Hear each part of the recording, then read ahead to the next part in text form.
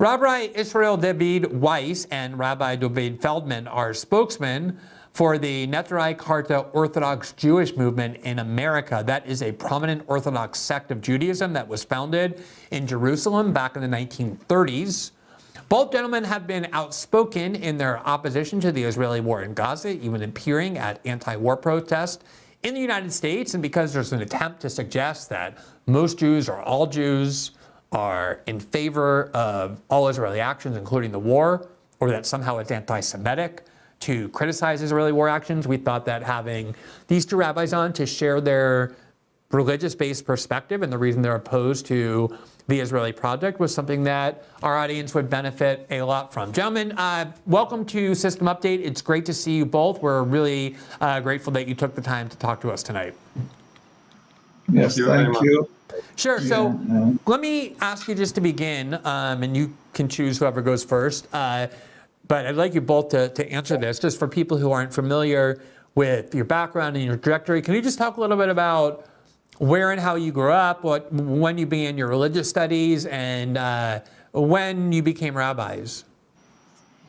Yes, maybe start first. I pray to the Almighty to bestow upon me His truth, His wisdom, that I may be worthy of conveying His message, and so, inshallah, sanctify His name and bring peace to the world.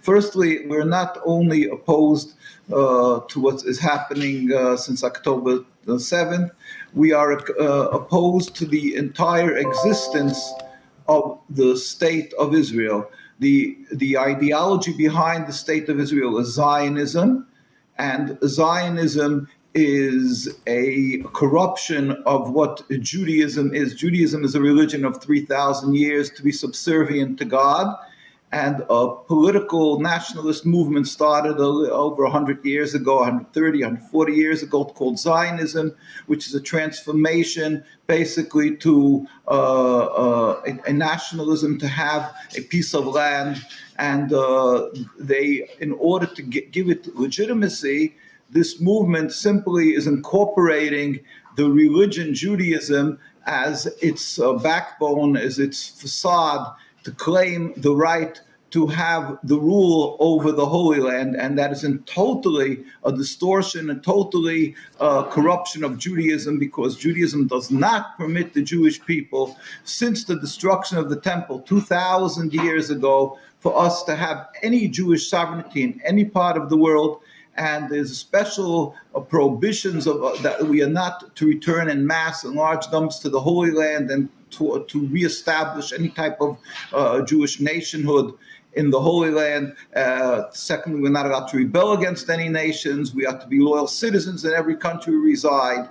And thirdly, we're not to make any attempt to end the godly decreed exilic existence that we are in since the destruction of the temple. We were told by God that we were not on that high spirituality that's required to be as a nation in the Holy Land, and therefore we were expelled from the land as a nation. As individuals, we can live there, but not as a nation, and therefore the whole concept of Zionism that started with this movement of both, mainly like pictures, Theodor Herzl and Ben Gurion, Chaim Weizmann.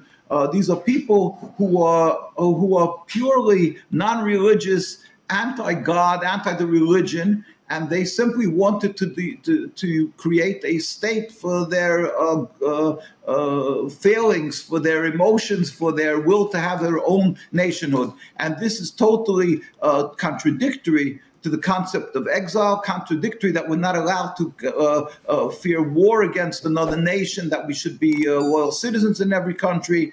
And so the whole concept of Zionism is really antithetical and contradictory to Judaism, and the rabbinical authorities around the world were in total opposition to this movement of Zionism prior to its, the establishment of the State of Israel, while it was being developed in Europe. And all the rabbis, we put out books called The Rabbis Speak Out, where we compiled 130 years of religious Jewish opposition to Zionism. These are the leading authorities, Torah authorities from around the world, and each in their style spoke up and said that we as Jews are forbidden to try to establish our own nationhood.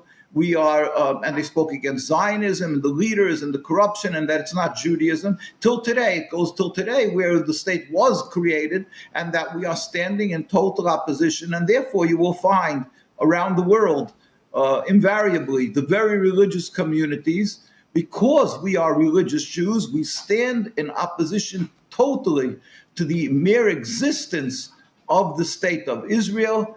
And there's a lot more to speak about how we're being harassed, murdered by the Zionists. And me personally, as you asked, my father escaped from the Nazis when they invaded Hungary.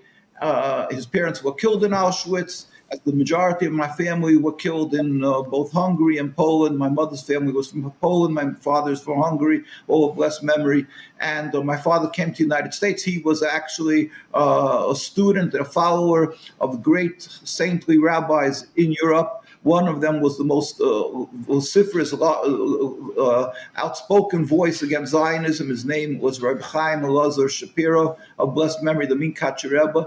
And my father moved to the United States, got married to my mother. I was brought up in a very religious family that were anti-Zionist. The schools that I attended, Ber Shmuch, San Sofer, all these were from European-style, Hungarian-style schools.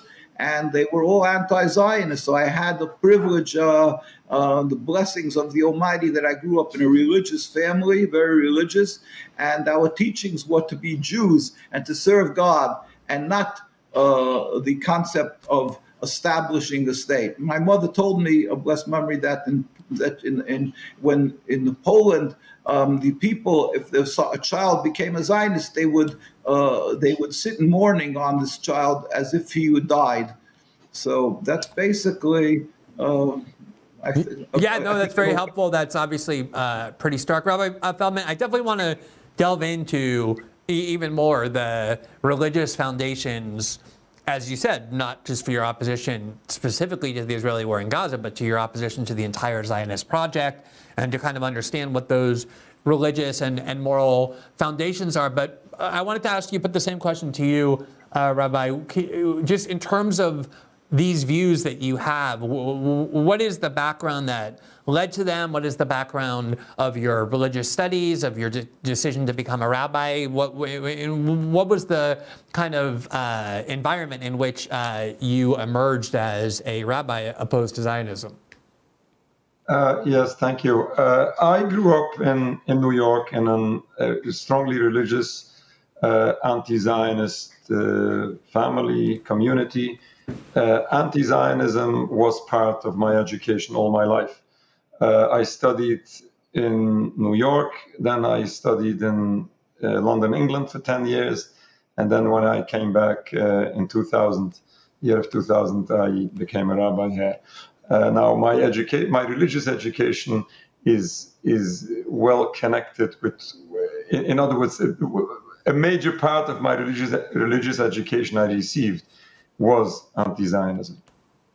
So let's get into the substance of your views. I think it would actually surprise a lot of people to know that there are a non-trivial number of very religious people, especially Orthodox rabbis, who share your views. Probably not a majority, but certainly a non-trivial number. And when I've heard Orthodox rabbis who are anti-Zionist in the past speak of kind of what went wrong in both in Israel and among the Jewish diaspora when it came to not just being Zionist, but sort of supporting this aggressive militarism that we've seen. I've heard a lot the idea that it's because of the secularism that dominates Israel, both its government and the people who elect them. If that's something that you believe, and if not, you can sort of fill your own views in there, what does that distinction have to do? Why is secularism a cause of Jews in general going so wrong in terms of the traditions of Judaism? Well, this is a very good point. Basically, it's not the only reason, the secularism, that have turned so many Jews to support Israel. There's so much more to it. It was the Holocaust. So many Jewish people were desperate after the Holocaust, and not necessarily out of their choice they ended up being in Palestine. But this is a whole story for itself. But what you were mentioning about secularism, definitely this is a very strong element which have turned so many people to follow Zionism. And the reason to it is quite simple. We need to understand the great difference between Judaism and Zionism. Judaism is a religion only, no politics to it. While Zionism is a purely political movement, in no way represents the Jewish religion. It happens to be the other way around. Basically, Zionism is an uprooting or a transformation of Judaism from a religion into something totally new, which is a nationalism. Now, we need to understand that, like, for example, if you take myself, I am an American Jew.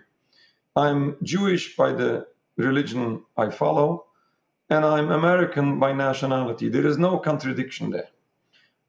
So can be other Jewish people. There can be Canadian Jews, there can be Palestinian Jews, and there can be Moroccan Jews. In other words, the nationality doesn't affect or interfere in their Jewishness. Therefore, a Jewish person doesn't have to have a nationality in order to be Jewish. Now, but what happens with people that no longer follow Judaism, regardless what the reasons might be, we are not here to judge the individual, but if people no longer follow Judaism, now they need something to replace this Jewish identity. And unfortunately, what Zionism has done to the Jewish people and to the Jewish religion is basically replacing Judaism with something new, something different, and something contrary to what Judaism was for thousands of years. Now, therefore, you find people who insist to identify with Judaism, which is a nice concept, and they refuse to give up the Jewish identity, which is excellent. But unfortunately, if they dropped what Judaism was for thousands of years and they take up something new, they end up adopting Zionism, which is the replacement. Okay. Yeah, no, that's great. So let me just ask you, Rabbi Weiss, and actually both of you, because I know you're very familiar with the arguments in favor of Zionism.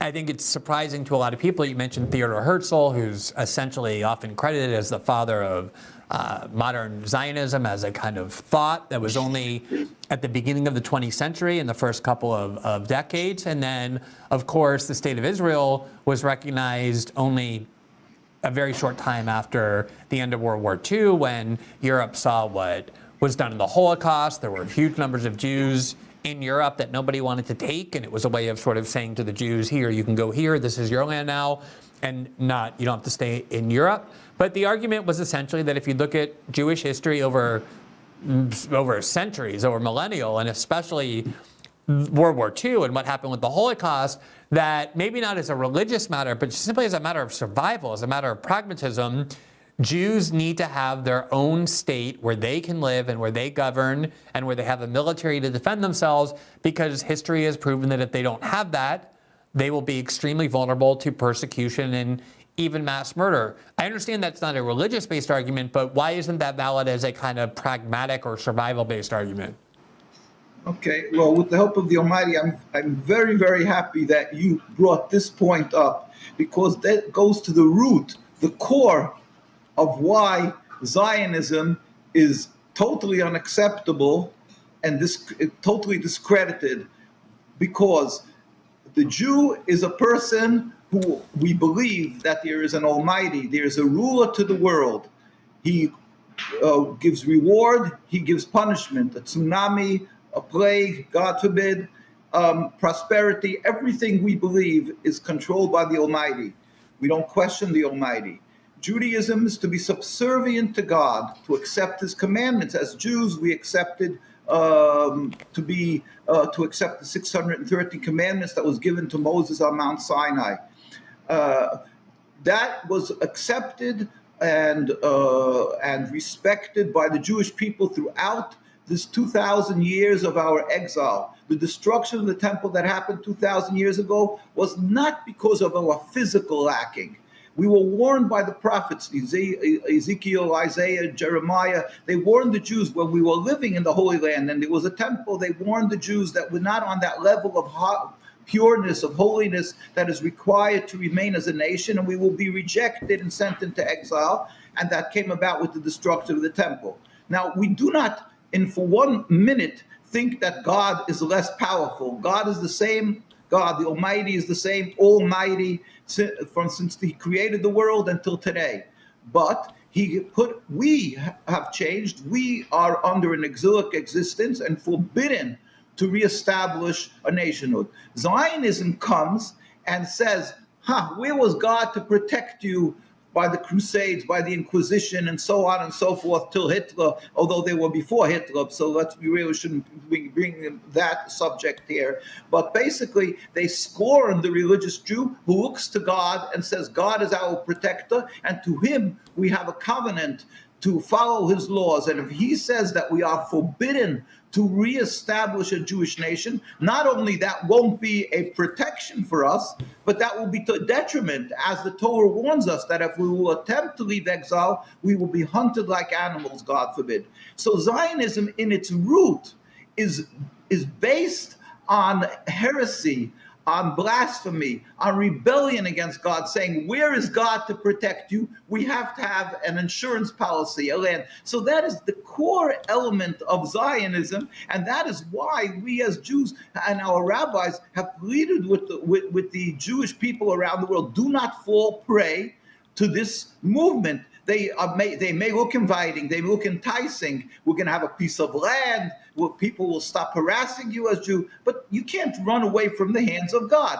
If you do, at least don't have the audacity to use the identity of the Jewish religion that clearly specifies, that says that God warns us, that it's God who's all compassionate, wants us dispersed amongst the nations, and we are forbidden to reestablish our nation, and it will only bring to catastrophe, God forbid, if we will attempt to do such a thing. And as we see, the state of Israel is a quagmire, is 76 years of death and suffering, of course, to the Palestinians that we are standing by and mourning and just beyond words, watching their suffering in Gaza and so forth. But they've been a death trap for both Jews and Muslims since their establishment. There hasn't been a year that goes by that there's not more death and suffering, and it's purely because of their establishment of a nation. Every time they'll use an excuse and try to vilify and claim that it's because these people are anti-Semitic and they're anti-Semitic, and they're totally ignoring that what they're doing is because they're rebelling against God by establishing the state, and that will cause, as God warns us, that we should suffer, and that they are exacerbating anti-Semitism and creating a rift between us and the people who are living in. So it's like I say, they're using the emotions. You asked about secularism.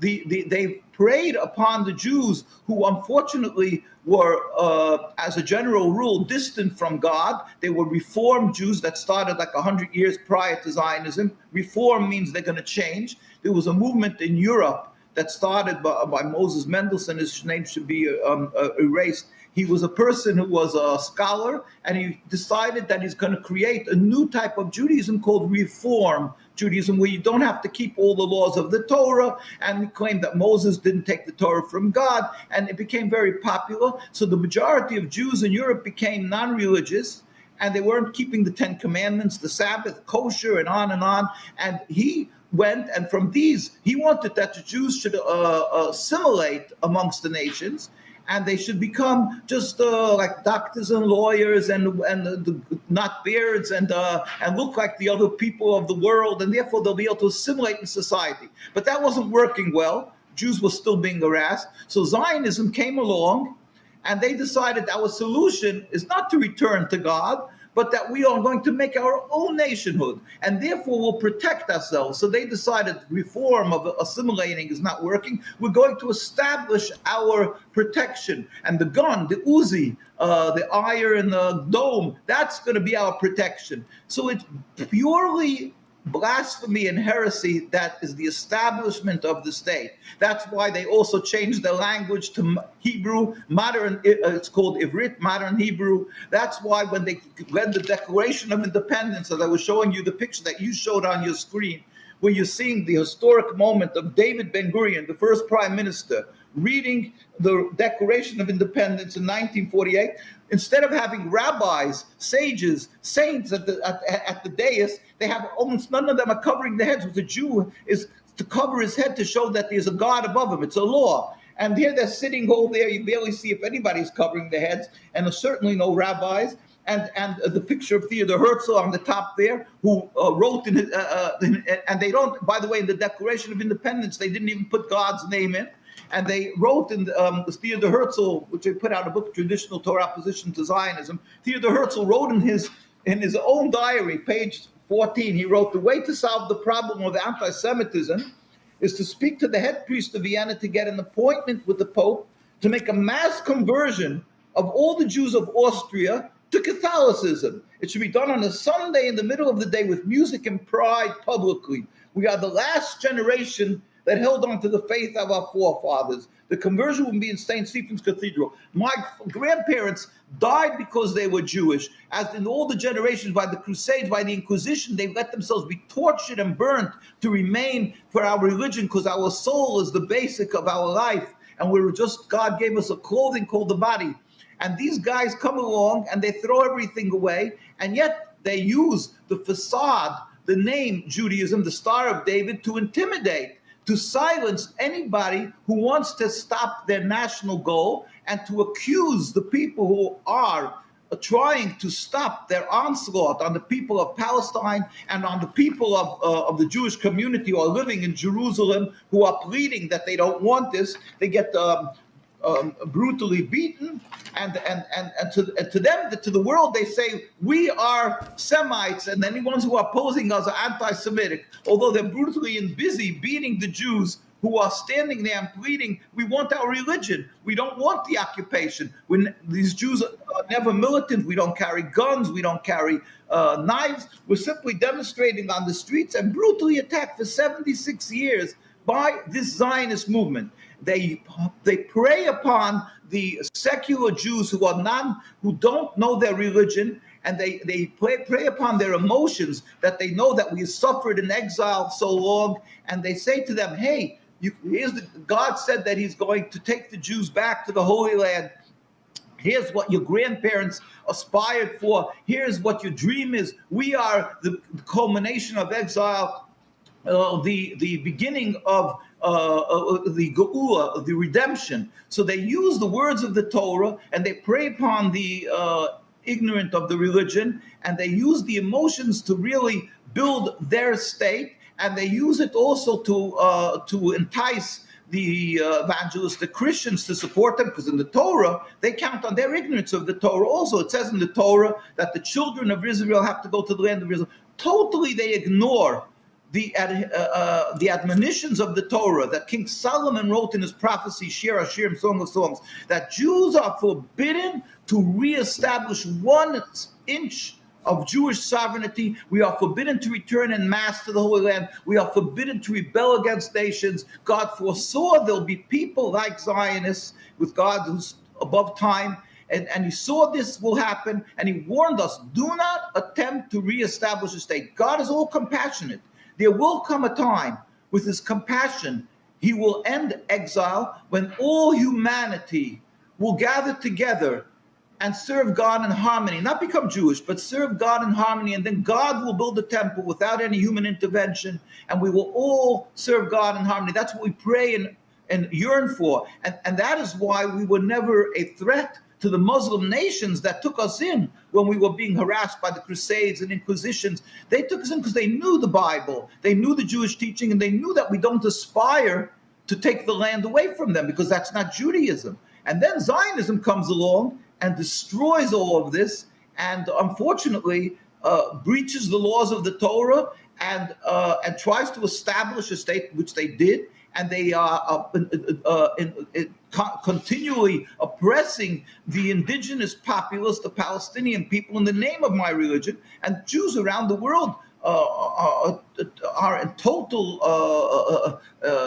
opposition, and we take umbrage to this. We are hurt, we are humiliated, because it's being done in the name of the religion that clearly states, do not rebel against the nation. You are required, the Jew is required to show loyalty to the nation where they're living, to show gratitude to the people. It was the Muslim people who took us in by the Crusades and Inquisitions, the Arab and Muslim lands, in the Ottoman Empire. We flourished. We flourished in Iran. We flourished in Palestine under the Muslim leadership, and it was never an impediment to peace, the difference of religions. So we don't have a religious conflict. We simply have a movement that has no basis in the Torah, has no support in the Torah, that was opposed by all the religious leaders around the world, the Jewish religious leaders. Until today, the very religious communities oppose it. And they are forcefully establishing their rule. They made a rabbinate, they have the chief rabbis, and they are simply conning the world into supporting them. And those who dare to differentiate between Judaism and Zionism, they vilify them. They accuse them of being anti-Semitic, which is repugnant and false and hurts us to hear, because you have the nation of Iran, Islamic Republic of Iran. You have the professors and students in the United States and around the world who say we love the Jews, we are friends with Jews, and many are Jews who are protesting, and they say we just simply cannot accept this rebellion against God, this carnage, this horrendous attack on the people of Gaza, and this horrendous attack against the Palestinians in general. And so it's an insult to the logic, to the basic common sense that God gave to the humanity to accept the narrative of the Zionists, when they are constantly harping and saying that the ones who are opposing them are anti-Semitic. And especially when, as I'll show you, that they are busy attacking the Jewish people who are standing in opposition, who have been standing for 76 years. Of course, the leadership of the Jewish communities, the very religious, come to New York, right across from Manhattan, the largest concentration of religious Jews. Williamsburg, Brooklyn, there's not one Israeli flag. The same thing is where Rabbi Feldman learned in London, Stamford Hills, where there's not an Israeli flag. Or you go to Canada, or invariably, you go to Jerusalem, the streets of Jerusalem, the very religious communities is anti-Zionist. You can see where they're flying the Palestinian flags over there. You can see their support and for the people of Palestine. They stand in, they get again, brutally, they sprayed with stink water, that chemicals that destroys their clothing, and they stand there in the streets and plead that they don't want. Here you see, stop the Zionist terrorist massacre in Gaza. They get arrested because they refuse to serve in the Israeli army.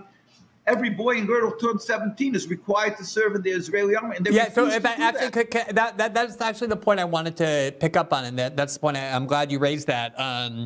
And by the way, I wish there was a lot more attention paid to the relative harmony that Jews and Arabs lived in, both in what is now called Israel and Palestine, but also throughout the Middle East and Arab countries, as you referenced, including in Iran, where Jewish synagogues were permitted to thrive and Jewish people were permitted to thrive, and it really became this kind of warlike atmosphere with the creation of the State of Israel and the expulsion that it required. But Rabbi Feldman, let me ask you, and if you want to address the arguments, the very familiar ones in favor of Zionism that I mentioned, feel free. But I'd also like to add into that this kind of conflict that Rabbi Weiss was just alluding to, which is the division inside Israel among Orthodox Jews on the one hand and secular Jews on the other, and this kind of growing resentment and strain on Israeli harmony, where Orthodox Jews, as many people don't know, refuse to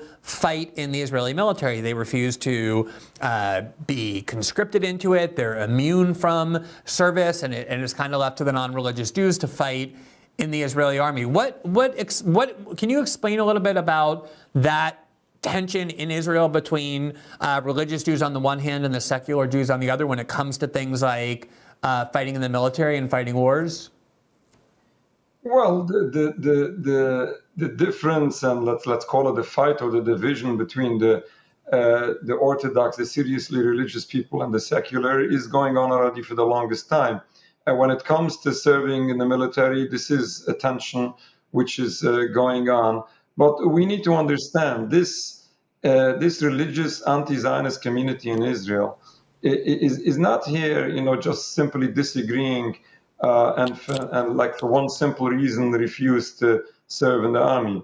We believe that this movement of Zionism, as Rabbi Weiss eloquently explained, the movement of Zionism is the most horrific and embarrassing uprooting of our religion. And for us to take part in this and to join this or to help assist this in any way is basically the greatest violation of our religion. We would never do that, and we would give our lives for this. Therefore, you find people who are so strongly opposed, and they do everything they can. They are facing all intimidations, harassments, night raids, arrests, and this goes on. And they would never join this army. All right, let me just stay with you for a second, Rabbi Feldman, and ask, we've been discussing your opposition to Zionism as a project, as an ideology. Let's talk a little bit about the specific war that the Israelis are waging right now against the people of Gaza. You could, I guess, conceive of a Zionist state that was basically peaceful, that tried to avoid fighting in alignment with Jewish values and morals. But then you have a war that I think has shocked a lot of people around the world just in terms of its brutality, its savagery, the level of destruction, the recklessness and seemingly indifference to killing civilians and destroying their infrastructure. What do you think about the Israeli war in Gaza? And do you see that as almost an inevitable extension of Zionism itself? What we are witnessing now in Gaza, what we are seeing, this is horrific. This is terrible. It's shocking to many people, and it should be. And therefore, we find so many people who didn't realize until now what is going on. They wake up now and they realize how wrong and how bad all of this is, how criminal this is. But we have to understand this didn't start just now. It's just more people are realizing now what is going on already for decades. This is criminal not only for the past couple of months, this is criminal from the very beginning. Now, in addition to all what was explained before, how anti-Jewish all of this, how contrary to Judaism this is criminal, and we also have to be very, very clear. This is not only crimes in international law. These crimes being committed, as I said, not only now, but going on already since the very beginning of Zionism, is a violation of Judaism, killing and stealing, oppressing an entire people. All what was done from the very beginning is a true violation of Judaism, is criminal, and finally people are waking up and seeing what is going on. This was the intention of Zionism in the first place. Now, supposedly, this was supposed to be like the land without a people, for the people without a land, being peaceful and not harming anyone. But this was not the reality. From the very beginning, they had an intention of overtaking the rule of the land, oppressing or expelling, making room for the new Zionist movement to settle. This was criminal from the very beginning. Rabbi Weiss, let me ask you that same question about your views of the Israeli actions in Gaza, and then specifically as well about this argument that look, we were attacked on October 7th in a very brutal and violent way, and therefore we have no choice but to go after the people who did that, destroy their capacity to attack us in a similar way again. What do you make of the war itself and that specific justification for it? Right.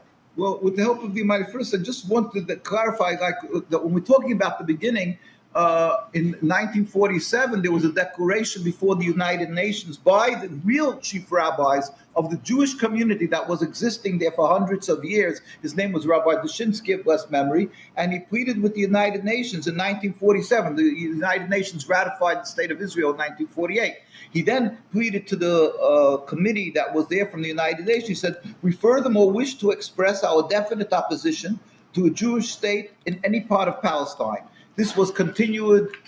He passed on, and then other chief rabbi, then another, and then you can see the crowds in the streets of Jerusalem, and you can see the crowds in the streets when Netanyahu came to visit President Obama in this picture, or whenever he came. In other words, that the Jews around the world, again, clearly do not accept this concept of the existence of the state. Now, Zionism, not that I'm trying to answer for the ones who are supporting it, as you said, they come along in order to build their legitimacy. So they claim first that God gave them the land. It's not Netanyahu always his hypocrisy. They're non-religious. They don't keep the Sabbath, but he'll go in the United Nations and to the Congress and always make statements about that the Bible, how God gave us the land, and on and on. Which is, of course, as I say, repugnant and repulsive, ignoring the words of the Torah and the authorities of the Torah. But then he's always they use fear-mongering, they use panic, they tell the world, they tell the Jewish world that, we just suffered through Hitler and the Zion and the Palestinians. Muslim Palestinians are haters of the Jews, and they are to be equated or actually conflated with the Nazis, and therefore they want to destroy and kill the Jews, and you had to protect yourself. And many Jews, unfortunately, buy into their and they have the most expensive PR firms. They have an endless well of money, and they therefore use that money to re-educate and to tell the Jews that the narrative of our coexistence with Muslims is totally, they disappear. It doesn't exist. What it is Muslims against Jews, Palestinians against Jews, and they're going to swallow the Jews alive if the land is given to them. So first, of course, as Rabbi Feldman said, their narrative is that it was a land without a people. But when people start questioning that, and they say there's full of people who are opposing what's happening, what's going on, what is the turmoil in Palestine and in Israel. So then they start saying, well, it's because it just happens to be some backward people, camel riding Bedouins or whatever, and they're haters of Jews. They don't countenance another people, and therefore they'll hate the West also. They'll hate the Christians, and you can't. These people are non-human, so they dehumanize these people, and they tell the Israeli citizenship. They tell the people there, you should know that you have to fear for your lives. If they're going to come back to rule here or any part, they're going to murder you. They're going to throw you into the sea. So they use panic.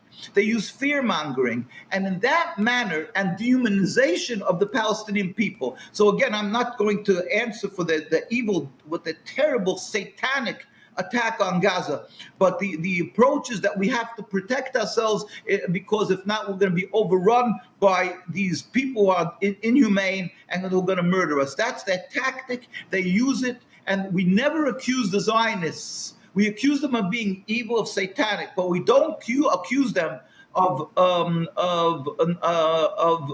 not being astute and not being successful in their missions. So what they're doing is, unfortunately, confusing the Jewish people. They bought into the hearts through using fear in the places where they couldn't convince people that they have to have a state. So thank God, though, as I say, the core Jewish people around the world never buy into what they're saying. Not as many. We would want that all these hundreds and thousands of Jews around the world should stand on the streets and demonstrate constantly. But unfortunately, not everybody's right to stand up to the Zionists who viciously attacked the ones who opposed them. They've murdered Jews, our rabbis, not from today, but from the 1920s, and before that we had the great rabbis who stood up in opposition was assassinated by them. We have an ongoing record of them. Maybe the first famous ones was Dr. Dahan, which was the in the 1920s, he was very close to the King of Denmark. There's a monument for him in Denmark. He decided to become religious. He went to Palestine, and he thought he would be a Zionist. But within a short period, he became aware that the very religious community was anti-Zionist. And he stood in there to help them, and he said he's going to go to a parliament in Britain, and he's going to extricate the Jews from the hands of the Zionists. And the Zionists, at that time was called the Haganah, which today is the IDF. They went and they warned him they're going to kill him, and they assassinated him in the streets of Jerusalem. And that they've been doing this on and on since then, assassinating, besides arresting, killing our rabbis and threatening their lives. So therefore, it causes that Jews around the world are afraid to speak up. They get viciously attacked, both physically and accused of being self-hating Jews. People lose their jobs as professors and so forth. We're having in Gaza the attack is a culmination of the mindset of the brainwashing of the people, that they're so fearful of the Palestinians that they're going to kill them, and they're so successful, the Zionists, at dehumanizing the people of Palestine, that they're able and actually are successful at this new narrative, that they were able to convince the Western world and the Western leaders that these people are inhumane, the Palestinians. But there could be nothing more repugnant and repulsive and anti-God and anti-Jewish than these words of the Zionists, because the Palestinian people were the first amongst the Muslim countries, altogether Muslim countries, who befriended us, and we flourished for hundreds of years in Muslim countries as Jews, distinctly different religion, and that we flourished amongst them, that we were embraced and given a safe haven. For hundreds of years, there was no human rights groups to protect us, yet we flourished in all these Arab countries. So to vilify them and say that they're evil and they're anti-Semitic, the ones who are the personification of anti-Semitism is Zionism and their state. In fact, the new edition of the dictionaries should have the definition of anti-Semitism, Zionism, and the state of Israel. They've caused a hate of Jews, an exacerbation of anti-Semitism, a view of Jews as inhumane, committing genocide. And it is all purely the diametric opposite of what Judaism is, and what Jews around the world who are hurting and feeling and crying with the people of Palestine, and our voices are not heard. And when the students who get up on the campuses in throughout the United States and in Europe, who many thousands and thousands of them are Jews, and a lot of them are being led by Jews, they're simply removed from their positions. They're thrown out of schools. And there's laws, new laws with ingenuity being developed, that there's such a concept of democracy, and they skirt the issue of democracy and accuse anybody who speaks up against the Zionist onslaught, against Zionism, as being anti-Semitic. Again, it's an insult to intelligence, and it should not be accepted. And we plead with the world leaders that they should please respect, as you would respect the Pope and the priests when it comes to Christianity, and the imams and ayatollahs when it comes to the issues of Islam. You should respect the voice of our rabbis who stood from day one in Palestine and those communities and pleaded with the leadership of the United Nations, and who are living throughout the world, the very religious communities like we are in New York, the very religious ones who give their lives for the religion. We have our private schooling. It costs us fortunes. We give our lives for our religion. These are the ones invariably who are opposed to this occupation. We are opposed to what's happening in Gaza. Respect that, and they should stop and desist what is the assistance to the Zionists in their mass murder, and the torture of the people of Gaza. We plead with them, respect our voice, respect the voice of humanity around the world who are pleading, and do not be ensnared in this Zionist intimidation that you will be accused of being anti-Semitic. Rabbi Feldman, I just want to pick up on everything that Rabbi Weiss just described.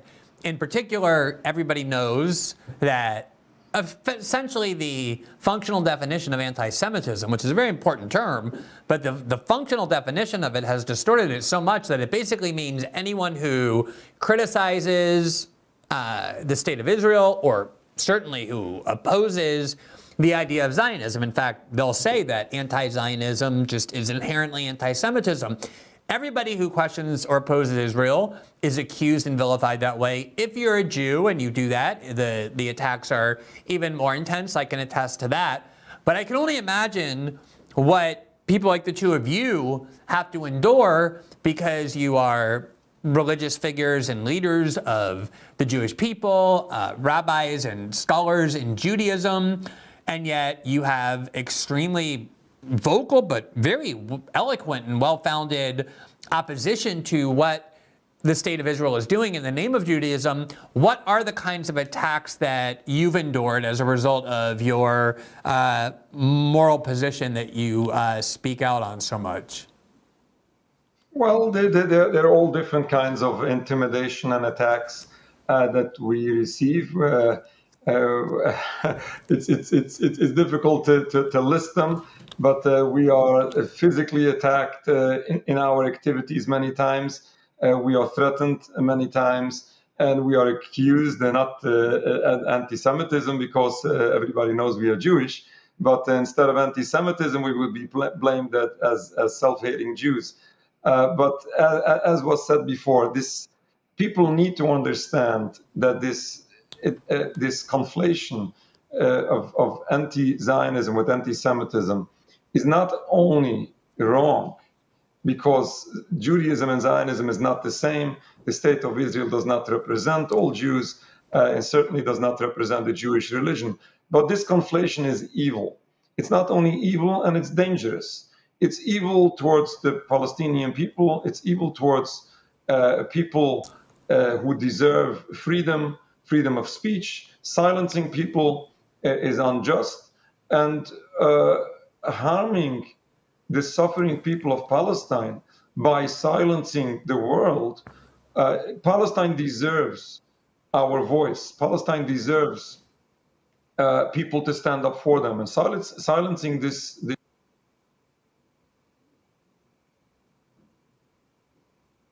assisting these crimes. But I have to say that this is not only affecting the Palestinian people, it's not only affecting the people in the free world, it is affecting the Jewish people as well. Because when you conflate anti-Zionism with anti-Semitism, you're making a statement. This makes a statement saying that all Jews are behind the state of Israel, and God forbid, all Jews support all these crimes. This ends up making a statement that all Jews are accountable to all what is taking place. And this ends up being dangerous for Jewish people as well.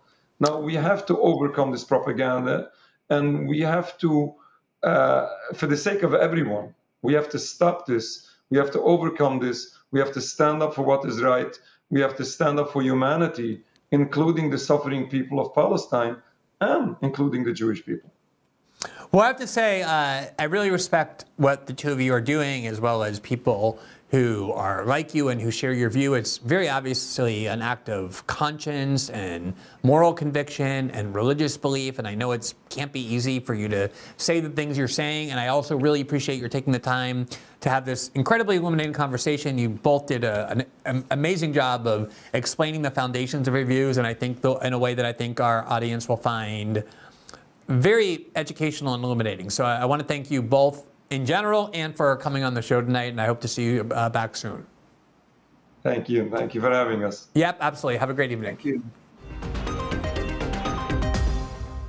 Thanks for watching this clip from System Update, our live show that airs every Monday through Friday at 7 p.m. Eastern, exclusively on Rumble. You can catch the full nightly shows live or view the backlog of episodes for free on our Rumble page. You can also find full episodes the morning after they air across all major podcasting platforms, including Spotify and Apple. All the information you need is linked below. We hope to see you there.